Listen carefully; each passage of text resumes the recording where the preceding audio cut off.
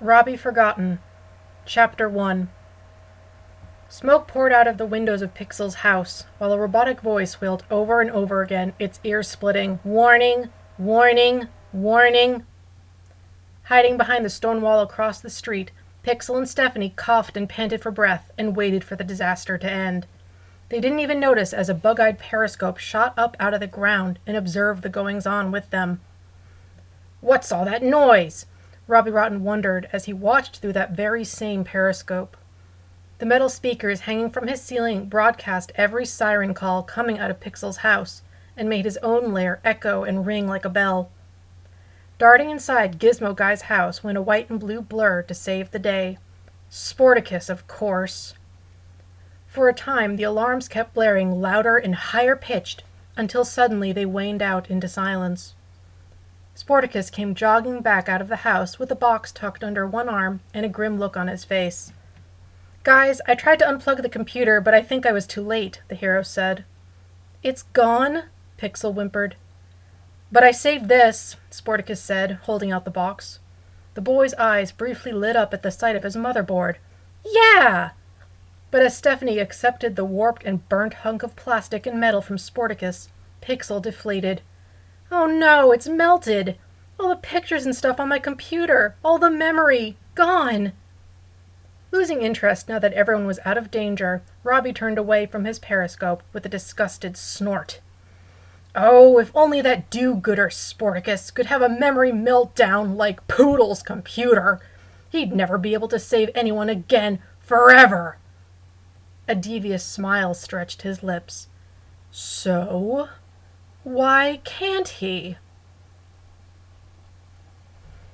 Up in the town square, Robbie worked as quickly as he could while hefting the heavy wooden sports hurdles around.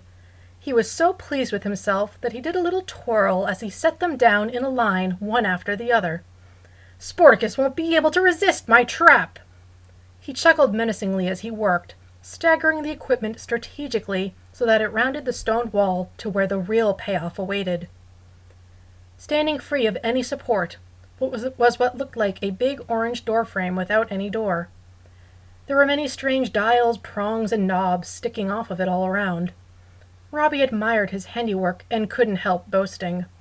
"Behold! The Memory Sucker 3000!" He waved his arms at his invention in a grandiose fashion, then pantomimed a running man with great exaggeration. "When he runs through the door—" The frame flashed a bright light as the villain's hands trespassed the threshold, and he recoiled with another chuckle. "It's bye-bye, memory! And he won't know his swish from his swoosh!" Wasting no more time, Robbie scurried behind the wall and peered round to look for the object of his derision. Just in time! There was Sportacus now, running and flipping and twisting in midair as he dashed across town, surely on some other annoying noble errand or other. But as soon as Sportacus spied the hurdles, just as Robbie predicted, the man stopped mid-run and looked curiously at the setup. "What?" Sportacus wondered. A grin spread across his face, tickled by the challenge. He let out a small laugh, pumped his arms, and ran towards the first hurdle. Robbie watched through a hole in the wall as Sportacus vaulted over the hurdles one by one, leading him inexorably towards the diabolical device at the end. With a final laugh, the jumping blue kangaroo leapt straight into the machine, and he passed through it to land on his feet on the other side. While Robbie's jaw dropped, Sportacus patted himself off and nodded with satisfaction. "Well, that was fun," the hero concluded. The diversion over with, he went into a somersault and continued on his way. Robbie shot up from behind the wall and stared after the hero with a perplexed sneer. He stalked round the corner and looked the machine over. Why hadn't it activated when Sportacus jumped through? It should have sucked out all his memories. "What's the matter with this thing?" Robbie growled. He twisted the valves up here and down there, but there was no obvious problem. His sneer deepening into an all-out scowl, Robbie cursed the faulty equipment, "Stupid piece of junk!" and gave it a sharp kick. All it served to do was make him yelp and grab his sore foot so that he had to hop on one leg until the throbbing went away. He would just have to come up with something else. Robbie determined to go home and come up with a new idea right away. He muttered a few more nasty things under his breath as he glared at the machine. All that wasted time and effort. Sportacus would pay for this, that was for sure. Robbie stepped through the metal frame to head back to his lair that instant. Zap!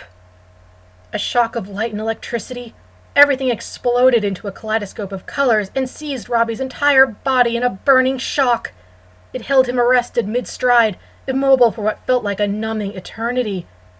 Until at last the whole machine rattled and cracked like thunder and lightning and broke completely apart, crashing down around the villain as it went kaput. Robbie lurched free of the broken archway and stopped short with a startled gasp. What was I doing? Not so far away yet, Sportacus's crystal flashed and beeped rapidly, making the blue-clad man stop in his tracks. Someone was in trouble! With a new focus, Sportacus scanned the area for the source of distress. The only person he could see was back over by the stone wall where he had just been. Robbie Rotten stood there looking dazed and confused. As Sportacus jogged back over, he could hear Robbie mumbling to himself. I can't remember. I know I was doing something. Hello, Robbie. Is everything okay?